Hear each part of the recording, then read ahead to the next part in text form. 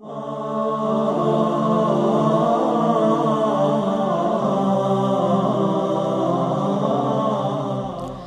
حول ولا قوة إلا بالله العلي العظيم. اعوذ باللہ من الشیطان الرجیم. بسم اللہ الرحمن الرحیم. الحمد للہ رب العالمین. الصلاۃ والسلام علی اشرف الانبیاء والمرسلین سیدنا و نبینا و شفیعنا و مولانا بالقاسم مصطفیٰ محمد. اللہم صلی علی محمد وآل محمد وعجل فرجہم. اما بعد فقد قال اللہ تعالی و تبارک فی الفرقان الحمید وهو اصدق الصادقین وقولہ الحق. بسم اللہ الرحمن الرحیم. وَلَقَدْ كَرَّمْنَا بَنِي آدَمَ وَحَمَلْنَاهُمْ فِي الْبَرِّ وَالْبَحْرِ وَرَزَقْنَاهُمْ مِنَ الطَّيِّبَاتِ وَفَضَّلْنَاهُمْ عَلَى كَثِيرٍ مِّمَّنْ خَلَقْنَا تَفْضِيلًا. صدق اللہ العلی العظیم. اللہم صلی علی محمد وآل محمد وعجل فرجہم. آغاز کلام میں تمام تعریف و توصیف اور تمام حمد و ستائش اس پروردگار عالم کے لیے ہے کہ جو حنان ہے، منان ہے. وہ پروردگار عالم کہ جو مسبب الاسباب ہے.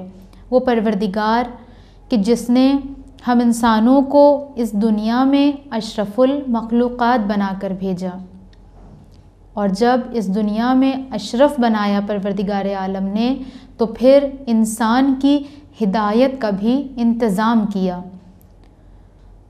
گویا پروردگار عالم نے انسان کو سیدھا راستہ دکھا دیا کہ دیکھو یہ سیدھا راستہ ہے. اب یہ تمہارے اوپر ڈیپینڈ کرتا ہے کہ تم سیدھا راستہ جاننے کے باوجود بھی غلط راستے پر جاتے ہو یا سیدھے راستے پر چلتے ہو.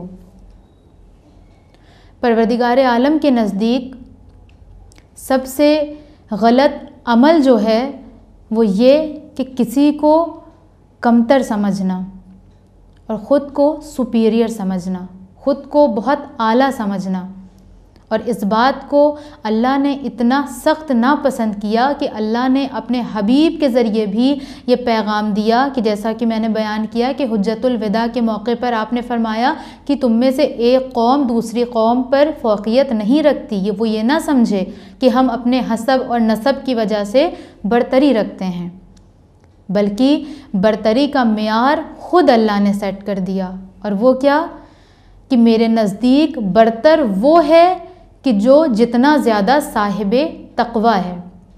اب یہ فرق نہیں پڑتا کہ مرد ہے یا عورت ہے، گورا ہے یا کالا ہے، دولت مند ہے یا غریب ہے، یہ فرق نہیں پڑتا، بلکہ جو جتنا صاحب تقویٰ ہے، جو جتنا اوبیڈینٹ اللہ کا ہے، وہ اتنا ہی اللہ کے قریب تر ہے، وہ اتنا ہی اشرف اور افضل ہے.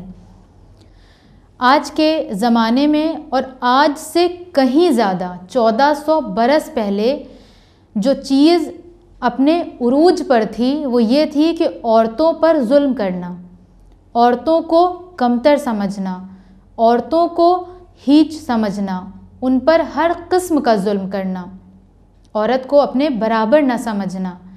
یہ تھا وہ ماحول کہ جس ماحول میں اللہ نے اپنے حبیب خاص کو بھیجا، کہ جہاں قرآن یہ کہتا ہے کہ جب ان کو بیٹیوں کی ولادت کی خبر دی جاتی تو ان کے چہرے سیاہ ہو جایا کرتے تھے. اور کتنے ایسے جاہل عرب ہیں کہ جنہوں نے اپنی بیٹیوں کو زندہ درگور کیا ہے.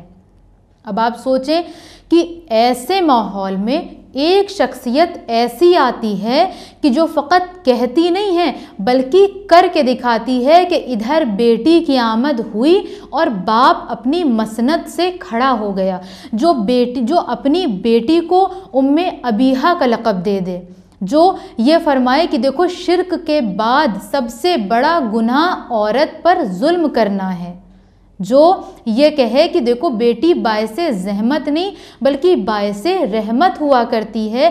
وہ رحمت للعالمین کہ جس نے جب ان پیغامات کو لوگوں تک پہنچایا تو وہ جاہل عرب دیکھ کر حیران و پریشان ہو گئے کہ ایک عورت اتنا مقام رکھتی ہے.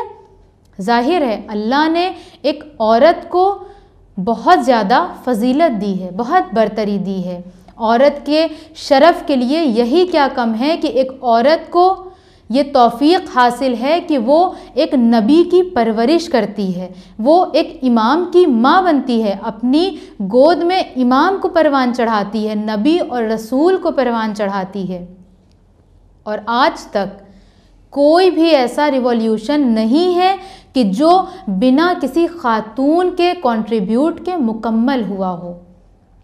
تو پھر جو اتنا بڑا ریولیوشن ہے جسے ہم کربلا کے نام سے جانتے ہیں، کیسے ممکن تھا کہ وہ بنا کسی خاتون کے مکمل ہو سکے؟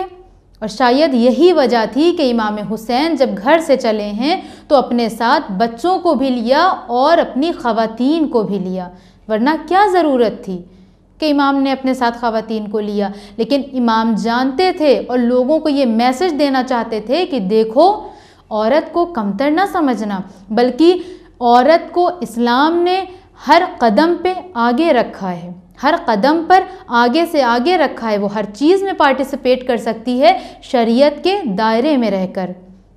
اور آج جو میں آپ کے سامنے بیٹھ کر کربلا کا ذکر کر رہی ہوں، آپ جو ذکر سن رہے ہیں یا آپ جو مجلسیں کر کے امام پر گریہ زاری کر رہے ہیں، یہ ایک عورت کی ہی وجہ سے ہم تک پہنچا۔ امام حسین کے مشن کو پہنچانے والی ایک عورت ہے، یعنی کون؟ یعنی جسے ہم شریکت الحسین کہتے ہیں، جناب زینب سلام اللہ علیہا۔ کربلا میں ہمیں کچھ خواتین ایسی دکھائی دیتی ہیں کہ جنہوں نے کربلا میں ایسا عمل انجام دیا، ایسا رول پلے کیا ہے کربلا میں کہ جس کی کوئی مثال نہیں ملتی، کہ امام نے جو ایک اسٹینڈرڈ سیٹ کیا تھا اس اسٹینڈرڈ کو کراس نہیں کیا۔ جس طرح امام کی اطاعت کرنی چاہیے بالکل ویسے ہی امام کی اطاعت کی۔ اگر مرد آگے سے آگے بڑھ کر میدان میں جا رہے تھے خود کو قربان کرنے، تو خواتین اپنے بیٹوں، بھتیجوں، بھائیوں کو درس دے رہی تھیں کہ تمہیں اپنے امام پر قربان ہونا ہے، اپنے ہاتھوں سے اپنے گود کے پالوں کو اس سمندر میں ڈال رہی تھی کہ جس سمندر سے واپسی کا کوئی امکان ممکن نہیں تھا۔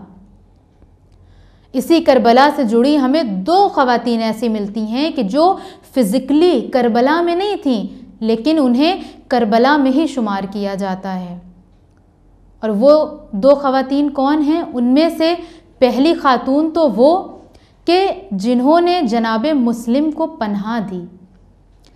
میری یہ جو مجلس ہے وہ اسی بات پر بیسڈ ہے کہ انسان ایک کامل انسان کیسے بن سکتا ہے، وہ معراج انسانیت تک، کمال انسانیت تک کیسے پہنچ سکتا ہے۔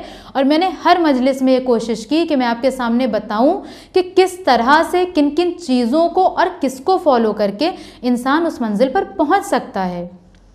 اور جو بھی میں نے بیان کیا وہ ساری چیزیں بالکل اسی طرح سے عورتوں کے لیے بھی اپلائی ہوتی ہیں جیسے کہ مردوں کے لیے اپلائی ہوتی ہیں، کہ اگر ایک عورت بھی چاہے تو وہ بھی کمال کی منزل پر پہنچ سکتی ہے۔ کمال کی منزل پر پہنچنا فقط مرد کا کام نہیں ہے بلکہ عورت کا بھی کام ہے کہ وہ منزل کمال پر پہنچ جائے، وہ کمال انسانیت کو حاصل کر لے۔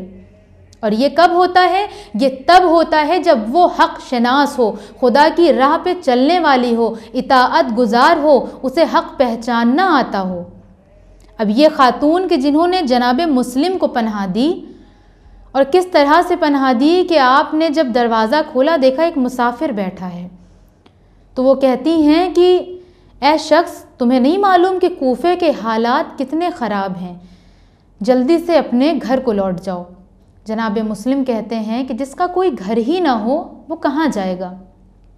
بس وہ خاتون کہتی ہیں کہ تم کہاں سے آئے ہو، تمہارا تعلق کہاں سے ہے؟ جناب مسلم نے اپنی شناخت کروائی، اور وہ جو خاتون تھیں وہ آل محمد کی محب تھیں، ان کی ماننے والی تھیں۔ بس آپ نے فوراً ہی جناب مسلم کو اپنے گھر میں پناہ دے دی۔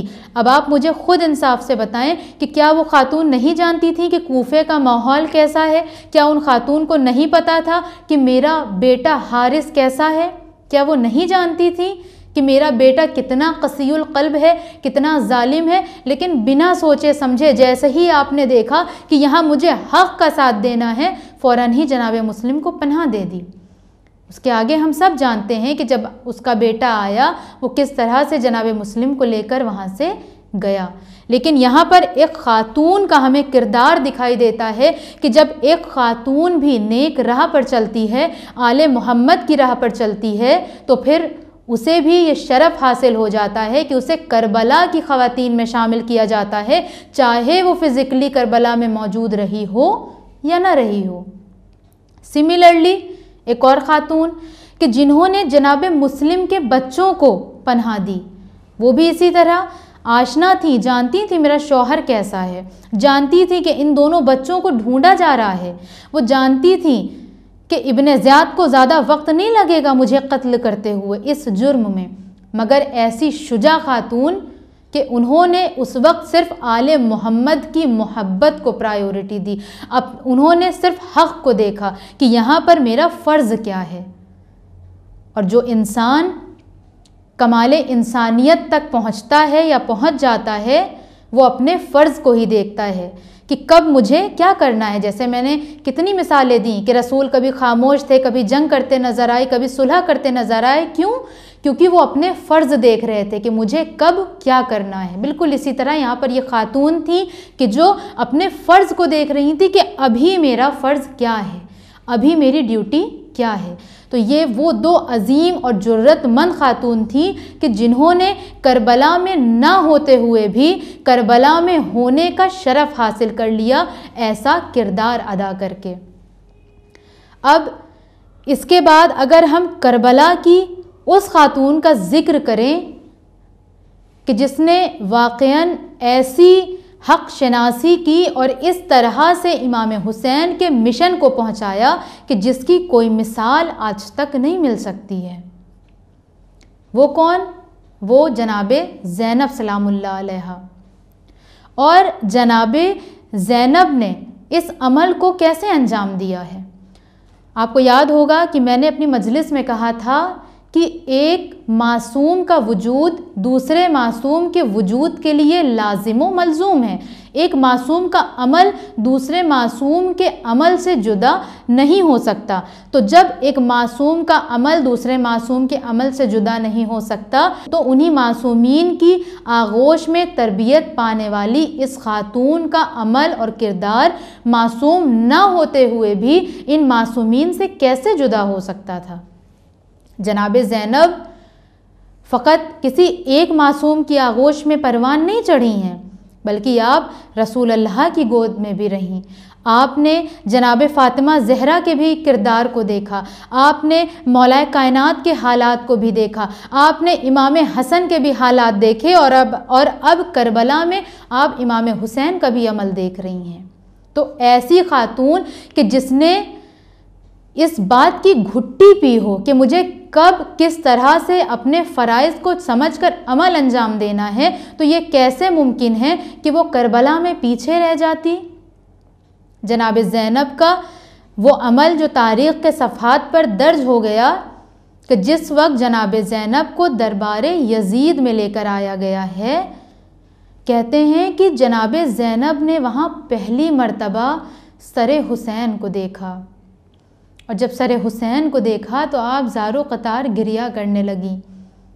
اور پھر اس کے بعد لوگوں کو اپنی شناخت کروانا چاہا، امام حسین کی پہچان کروانا چاہی. آپ دیکھیں کہ کتنا پرآشوب ماحول ہے، سامنے اتنا ظالم و جابر بادشاہ بیٹھا ہے کہ جس کی طاقت اتنی زیادہ ہے کہ فقط مسلمان اس کے پیروکار نہیں ہیں بلکہ دوسرے مذہب کے لوگ بھی سب اس کے ہی سائیڈ ہیں.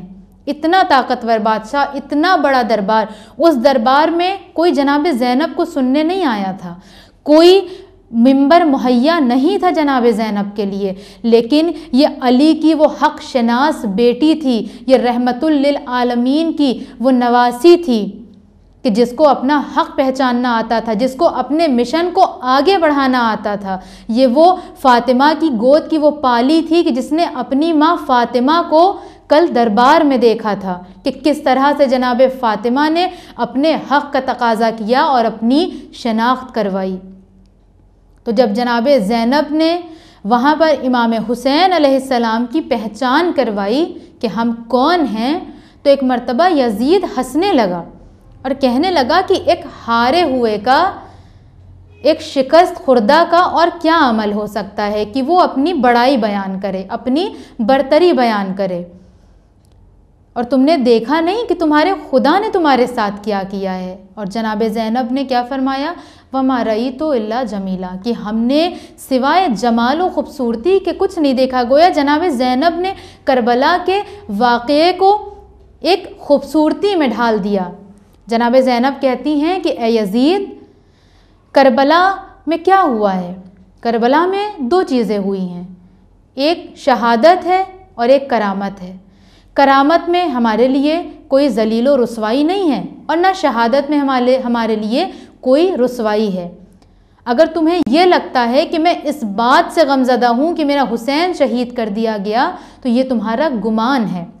میں اس بات سے غمزدہ نہیں ہوں کہ میرے عباس کو شہید کر دیا گیا، میرا پورا خانوادہ اجڑ گیا اور آج ہم اسیر بنا کر کھڑے کیے گئے ہیں۔ مجھے اس بات کا بالکل افسوس نہیں ہے، بلکہ مجھے افسوس اس بات کا ہے کہ آج علی کی بیٹی، فاطمہ کی بیٹی اس حالت میں ہے کہ مجھ جیسی کو آج تجھ جیسے بد کردار سے کلام کرنا پڑ رہا ہے۔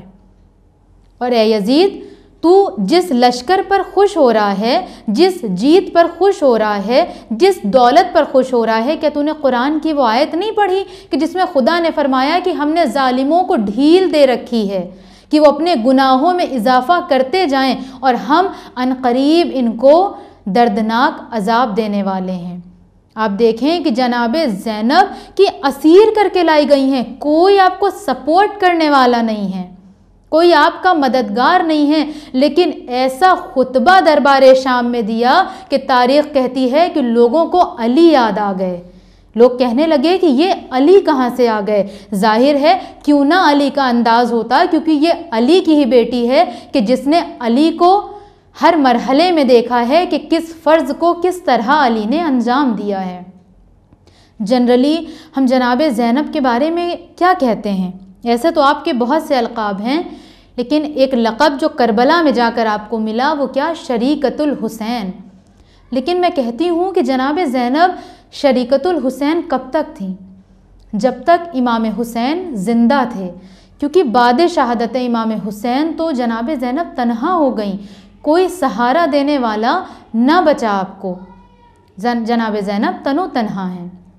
جناب زینب کے بارے میں اگر جناب فاطمہ سے پوچھا جائے کہ جناب زینب کا مرتبہ کیا ہے، تو جناب فاطمہ یہ کہیں گی کہ جب ظلم میرے اوپر بھی ہوا، لیکن اس وقت وہ اپنی ابتدائی مرحلے میں تھا، اپنے ابتدائی منزل میں تھا، لیکن میری بیٹی زینب نے ظلم کا سامنا اس وقت کیا جب وہ اپنی انتہا تک پہنچ گیا تھا۔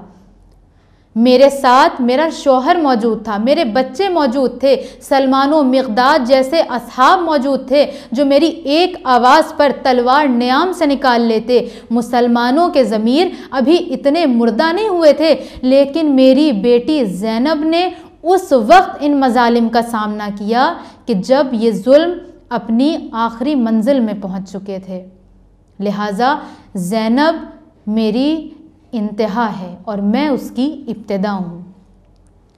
جناب زینب نے اتنی اذیتیں سہی ہیں کربلا میں کہ آپ کو ام المصائب کا بھی لقب ملا، کہ بعد شہادت امام حسین جب خیمے جلائے جا رہے ہیں تو یہ بی بی کبھی بچوں کو ڈھونڈ رہی ہے، اگر ناقے سے بچے گر رہے ہیں تو خود کو بھی ناقے سے گرا رہی ہے، اگر خیمے میں امام سجاد کا بستر جل رہا ہے تو آپ امام سجاد کو بچانے کے لیے پہنچ رہی ہیں۔ اور کسی شاعر نے کیا خوب کہا کہ نقیب فتح شہ مشرقین بن کر اٹھیں، نہ تھے حسین تو زینب حسین بن کر اٹھیں۔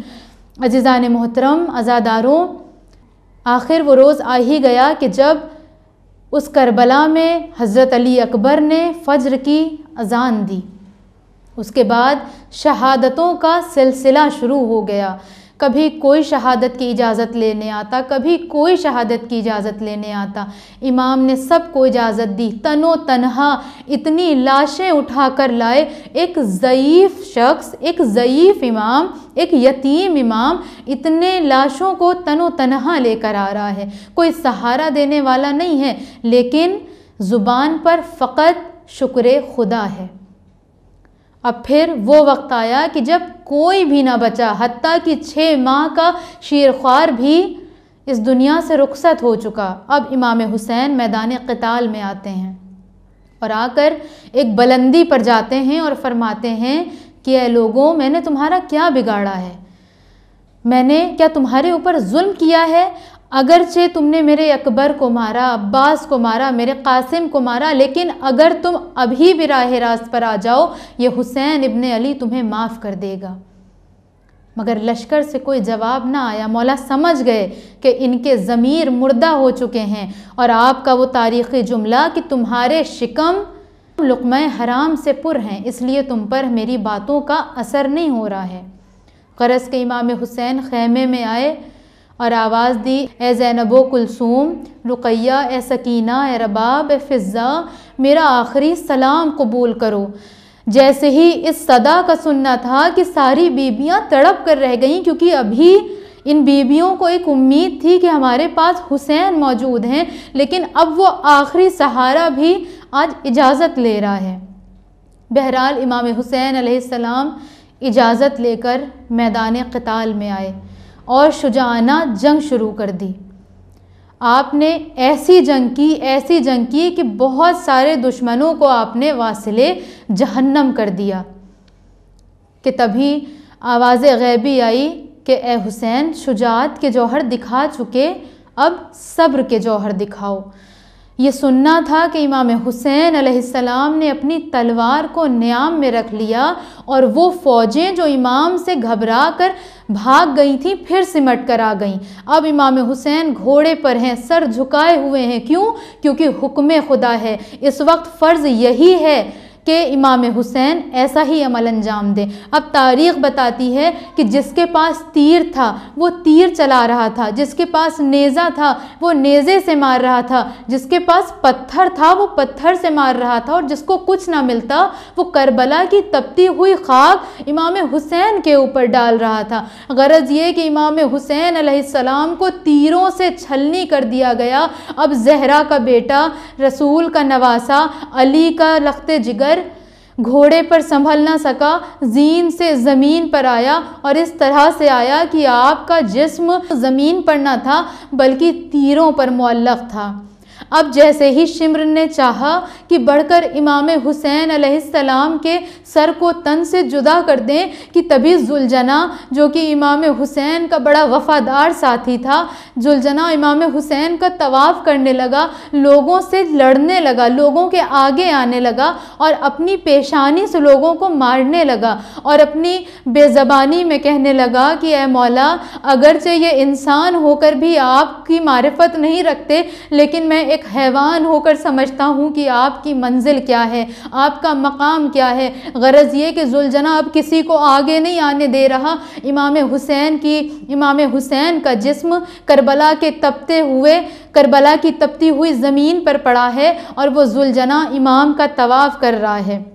تبھی ایک شخص کہتا ہے کہ اس ذوالجناح کو جب تک نہیں ہٹایا جائے گا تب تک ہم حسین تک نہیں پہنچ سکتے اور حسین کے سر کو قلم نہیں کر سکتے، اس ذوالجناح پر تیر برساؤ۔ لوگوں نے جیسے ہی تیر برسانا چاہا تبھی عمر سعد کہتا ہے، ارے رکو، اس گھوڑے پر تیر نہ برسانا، کیونکہ میں نے اس گھوڑے پر رسول کو سواری کرتے دیکھا ہے۔ کتنا بدبخت تھا وہ انسان، آپ تصور کریں کہ جسے اس بات کا خیال تھا کہ رسول نے اس گھوڑے پر سواری کی ہے، مگر اس حسین کا خیال نہ رہا کہ جس کو رسول نے خود اپنے دوش پر سوار کیا، اپنی پشت پر سوار کیا، اپنی زلفوں کو حسین کے ہاتھوں میں دے دیا۔ غرض یہ شمر آگے بڑھا، امام حسین علیہ السلام کے سر کو تن سے جدا کر دیا اور فضا میں ایک آواز گونجی، الا قتل الحسین بکربلا، الا ذبح الحسین بکربلا، انا للہ و انا الیہ راجعون۔